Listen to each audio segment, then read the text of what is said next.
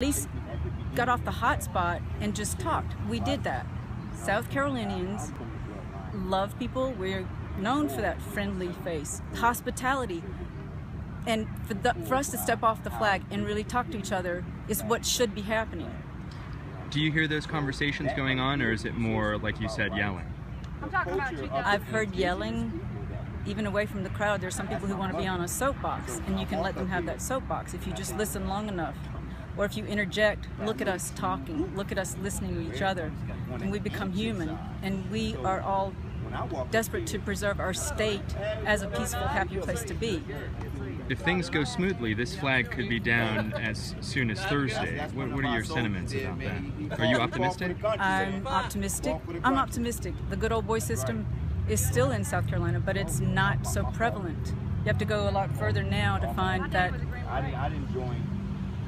stereotypical old white gentleman who wants things to stay divided. But the new generation, the generations I've seen, because I've taught, don't want that. They don't know what it's like to have so much strife over a flag.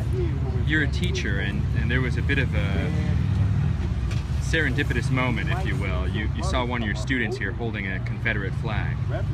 And I walked over to her with my camera on, and I said, "We're going to be on camera, Miranda, because I don't know why you're here. I want to know why you're here." And she said her parents brought her up to understand that that was not a symbol of hate. The only way I could get to her after a few minutes conversation was to try to get her to go back to, would we talk about this in class? What would happen in class?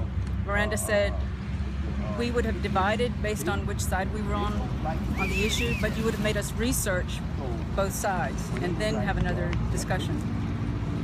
I noticed that she didn't go join the group at the flag after the conversation. I asked her finally, if her mother said, take up this flag and go fight, would you do it? I think that's what made her think. And all it takes is sometimes one person saying, think. It's just a symbol. Whether it's up there or in a museum, it's just a symbol. It's what we do with that symbol that's going to determine whether South Carolina is in the news for the wrong reasons, or whether you see us stepping off the grandstand and shaking hands and saying, this is us. We have our opinions, we're staunch about them, we can yell about them, but when it's all said and done, we're united. This State House is our State House. Thank you so much for taking the time with Santa. Appreciate it. You're welcome. All right, Jeanette.